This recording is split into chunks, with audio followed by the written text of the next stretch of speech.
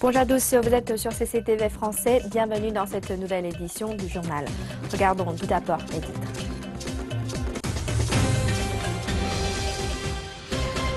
Le ministre chinois des Affaires étrangères présente lors d'un discours prononcé aux États-Unis la politique étrangère de la Chine.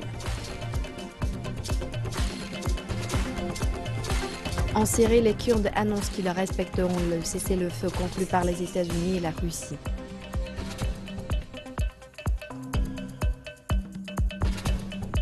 Les Iraniens sont appelés à élire aujourd'hui les députés du Parlement et les membres de l'Assemblée des experts.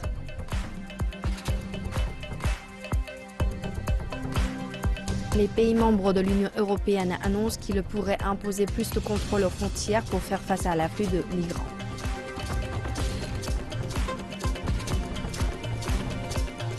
Et pour terminer, nous découvrirons les conséquences de la chute du renminbi sur les exportations chinoises.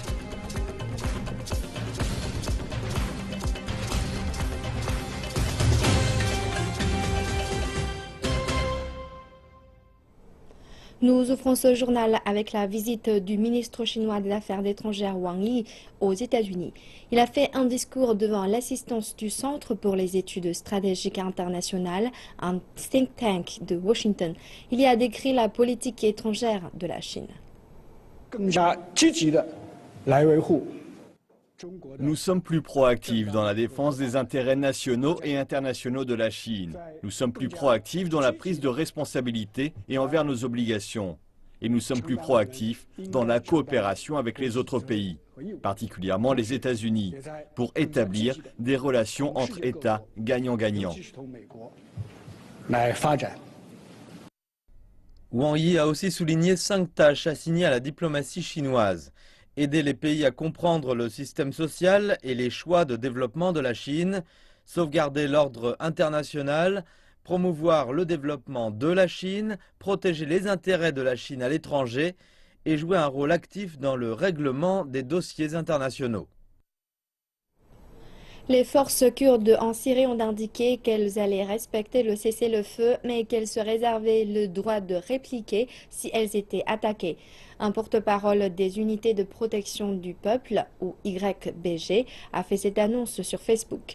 Une coalition de Kurdes et Arabes dirigée par le YPG et appelée Force démocratique syrienne a également évoqué l'accord dans les mêmes termes.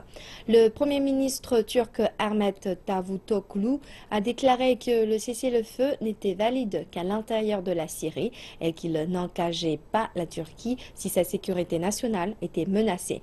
La Turquie a indiqué que le YPG était une émanation du Parti des travailleurs du Kurdistan ou PKK qui est interdit. La semaine dernière, la Turquie a visé les combattants kurdes en Syrie avec des tirs d'artillerie en prétendant qu'elle ne faisait que répondre à des tirs. Les Iraniens se rendront cette semaine dans les bureaux de vote pour l'élection d'un nouveau Parlement et de l'Assemblée des experts.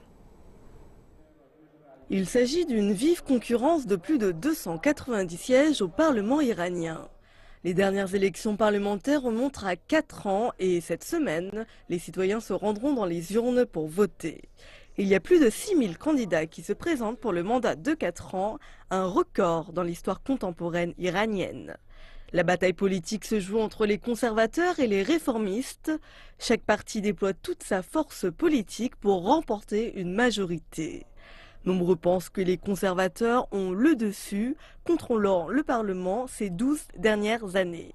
Mais le président réformiste Hassan Rouhani a changé le spectre politique en 2013 en remportant la présidence. Alors que de nombreuses sanctions se lèvent, le cours du pétrole n'est pas très élevé et les politiques économiques et gouvernementales sont contestées par les économistes.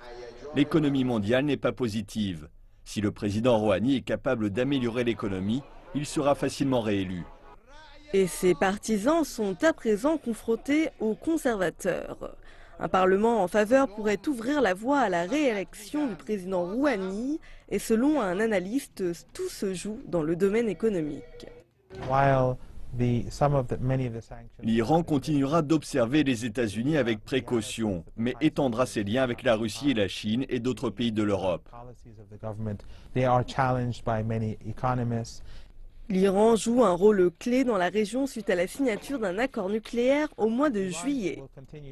Je suis reconnaissant et surpris du grand enthousiasme et de la participation des personnes de la sélection. Cela choque les personnes du monde entier, les médias et les politiciens, partout dans le monde. L'administration Obama accordera une attention particulière aux résultats des élections. Un changement politique pourrait mettre à l'épreuve l'adhésion de l'Iran concernant l'accord nucléaire et l'engagement futur avec les États-Unis. Jeudi à Bruxelles, les ministres de l'Union européenne se sont à nouveau penchés sur la crise des migrants sans qu'une solution claire n'en émerge. Cela a conduit les commissaires européens aux affaires intérieures à leur lancer un avertissement. L'avertissement du commissaire en charge de l'immigration a été on ne peut plus clair. L'espace de libre circulation de Schengen va s'effondrer si une baisse significative de l'arrivée de migrants ne se produit pas d'ici la tenue du sommet avec la Turquie le 7 mars. Il existe un danger, il existe un risque que le système tout entier vole en éclats. Cet avertissement a fait suite à un nouvel échec dans les négociations pour parvenir à une réponse unifiée à cette crise. 22 États membres appartiennent à l'espace Schengen qui est fondamental pour la libre circulation des populations et des marchandises dans les pays participants, mais qui met aujourd'hui en danger la notion d'unité européenne. Au niveau des migrations, l'Union européenne n'a plus de ligne claire. Nous allons vers l'anarchie. Le président du Conseil européen, Donald Tusk, a averti qu'un échec pousserait la Grande-Bretagne vers une sortie de l'Union européenne lors du référendum de juin prochain. En marge du sommet de jeudi, le ministre autrichien de l'Intérieur a rencontré les délégués des pays Balkans pour discuter des moyens d'endiguer le flux de migrants passant par la Grèce. Nous avons besoin de regagner notre capacité à agir. Et cela sera seulement possible une fois que la frontière extérieure sera protégée. Je dis cela franchement. Si la Grèce insiste sur le fait qu'elle ne peut pas protéger sa frontière orientale, on peut se demander si la frontière Schengen a un sens. La réponse d'Athènes a été de rappeler son ambassadeur en Autriche et de préciser que les problèmes actuels ne peuvent être réglés avec des mentalités et des initiatives qui trouvent leurs racines au XIXe siècle. En Somalie, le président a approuvé une loi visant le blanchiment d'argent et le financement des groupes terroristes. Une initiative accueillie avec bienveillance par les États-Unis, qualifiant la nouvelle loi d'avancée positive pour convaincre les banques occidentales de la qualité du contrôle relatif au mouvement de capitaux vers la Somalie. Il s'agit d'une nouvelle étape initiée par le gouvernement dans le combat contre le terrorisme. La loi anti-blanchiment d'argent et anti-financement des groupes terroristes a en effet été approuvée par le chef d'État somalien. La guerre contre le terrorisme est très compliquée. Nous nous battons contre un groupe terroriste très organisé. Pendant des années, nous n'avions pas de loi capable de faire face à ce nouveau phénomène. Le terrorisme mondial est un phénomène nouveau sur la planète. Il exige une politique claire pour mieux le combattre. Un de ces aspects est le blanchiment d'argent et nous l'avons récemment inclus dans une loi. La Somalie combat déjà une insurrection armée du groupe extrémiste Al-Shabaab affilié à Al-Qaïda. Le gouvernement a fait fuir les militants de toutes les villes portuaires, une source de revenus majeure pour les terroristes depuis plusieurs années. À Mogadiscio, les autorités ont l'espoir de convaincre la communauté internationale qu'elles sont engagées dans une guerre contre Al-Shabaab. Certes, des experts ont salué l'initiative, mais selon eux, cela risque de ne pas changer grand-chose. Je doute que cette nouvelle loi combatte le terrorisme en Somalie, mais le fait que le gouvernement mette en place cette loi est une chose positive. Cela sera long avant que le gouvernement ne puisse travailler sur quelque chose de tangible. En Somalie, les terroristes obtiennent des fonds par différents moyens, pas de liquide, mais en vendant des produits. Les autorités doivent mettre à mal leur financement en contrôlant certaines activités commerciales. Pour les analystes financiers, la Banque centrale du pays n'est pas aujourd'hui en position de contrôler les mouvements de capitaux. mais ils perçoivent ce changement comme un pas important dans la lutte contre le terrorisme. Les autorités américaines se sont félicitées de la signature de cette loi. Elles ont dit qu'elle améliorerait la confiance des banques occidentales concernant les virements par le système informel appelé Hawala.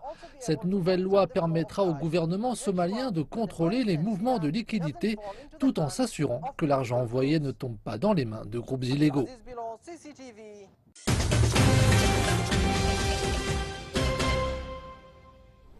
Revenons en Chine à Guangzhou, chef-lieu de la province méridionale du Guangdong. Le second patient porteur du virus Zika a enfin pu quitter l'hôpital.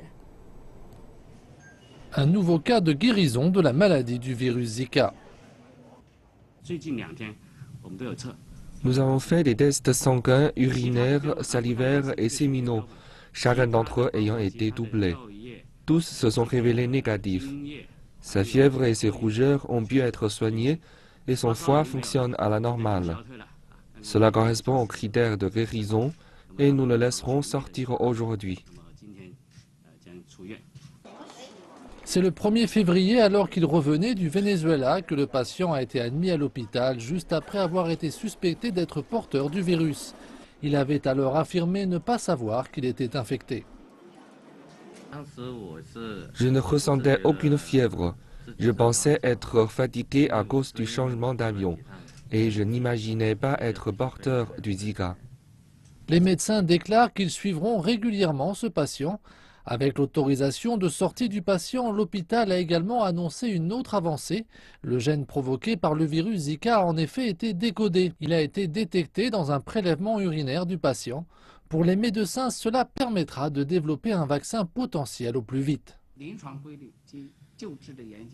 Nous réaliserons des recherches sur les protocoles médicaux et le traitement du Zika.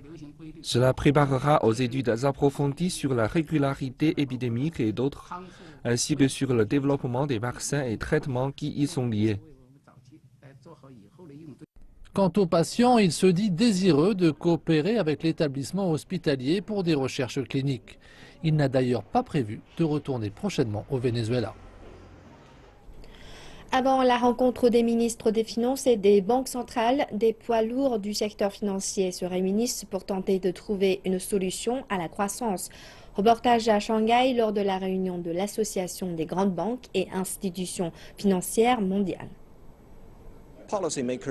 Les décideurs politiques et acteurs du commerce se réunissent à Shanghai avant le sommet du G20 auquel participeront les ministres des Finances et les gouverneurs des banques centrales.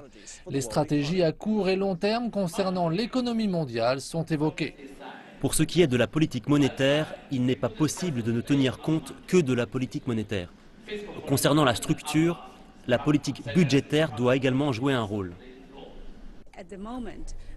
À l'heure actuelle, pour stabiliser le marché financier, pour stabiliser l'économie, les anticipations de déflation ou prévention de la déflation sont extrêmement importantes.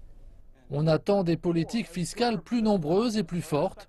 Du côté de la recherche et de la pratique, on constate que l'accent sera mis sur les dépenses d'infrastructures, avec des opportunités dans les pays qu'ils soient en développement ou développés. Quand on parle de relance, l'accroissement des dépenses d'infrastructures est un des principaux domaines, tout comme l'expansion budgétaire. En Chine, en Asie, il y a encore de nombreuses possibilités pour les installations. Il serait utile que la Chine et les États-Unis aient l'occasion d'investir dans des dépenses d'infrastructures. Parfois, il s'agit de rails et de routes. Parfois, c'est plus sophistiqué, comme l'infrastructure Internet. Il y a aussi les aéroports, le transport, la modernisation du réseau hydrographique. Il y a tellement de choses dans ce domaine. Passons maintenant à l'économie chinoise. La croissance industrielle de Chine connaît aujourd'hui un fort ralentissement, mais elle reste dans une fourchette raisonnable, selon une conférence de presse tenue par le ministère de l'Industrie et des Technologies de l'Information. Le ministre Miao Wei a annoncé que la croissance de 6,1% de l'an dernier n'était du tout un ralentissement, étant donné la contraction du commerce mondial et le niveau actuel du développement économique de la Chine. Le ministre a également indiqué que la Chine avait fait des progrès en ajustant sa structure industrielle et en stimulant la croissance des industries innovantes. Pendant ce temps, le ministre a également déclaré que le pays connaissait une réforme axée sur l'offre pour résoudre le problème de surcapacité. Nous allons progressivement vers une résolution du problème de surproduction. Premièrement, nous travaillons activement sur les compagnies dites zombies. Nous nous engageons avec la Commission nationale pour le développement et la réforme envers des plans concrets. Deuxièmement, nous supprimerons peu à peu la production d'énergie à faible rendement. Et d'une manière méthodique, nous supprimerons les compagnies qui ne satisfont pas les normes dans les coûts énergétiques, dans la protection environnementale et la sécurité.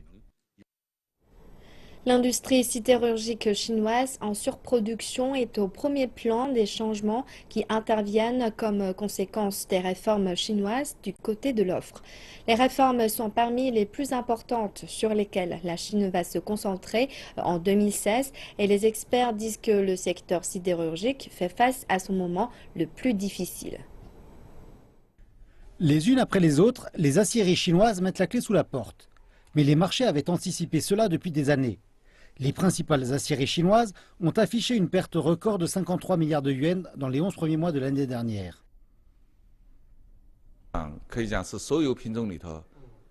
L'acier a été de toutes les matières premières la plus durement touchée. Il a chuté depuis le début de l'année jusqu'à maintenant. L'industrie sidérurgique est entrée dans une phase très difficile.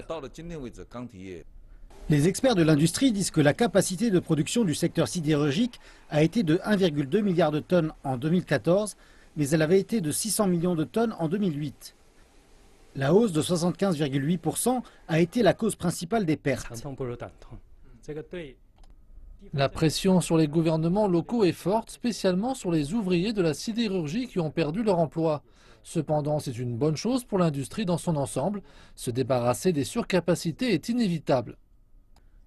Des signes positifs apparaissent pourtant maintenant. Les statistiques officielles montrent que la capacité de la sidérurgie a déjà été réduite de 15%, ce qui signifie que plus de 180 aciéries ont cessé leurs opérations. Le renminbi a chuté de plus de 5% par rapport au dollar depuis août de l'an dernier.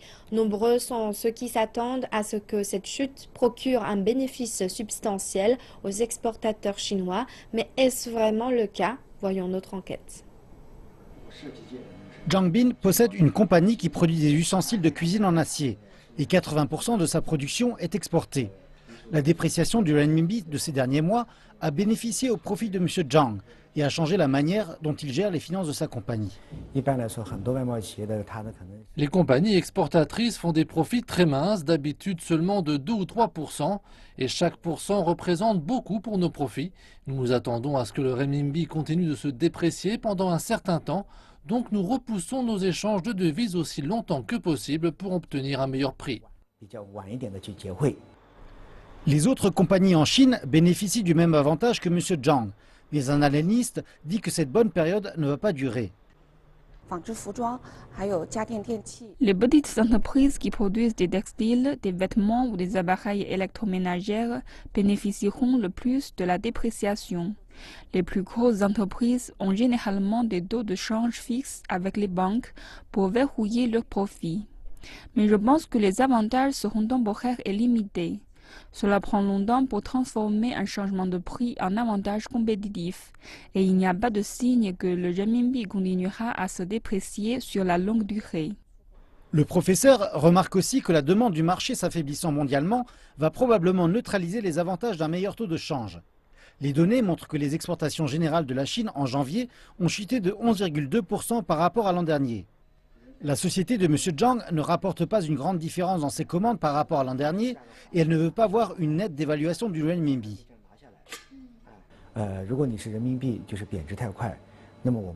Si le renminbi se déprécie trop vite, ce ne sera pas aussi bon pour nous que vous pourriez le penser.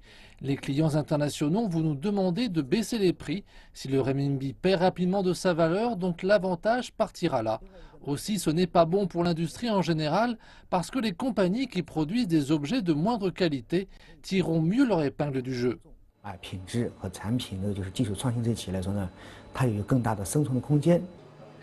Avec des exportateurs qui n'attendent pas de bénéfices à long terme de la dépréciation du renminbi, il semble que le gouvernement n'attend pas non plus trop rapidement.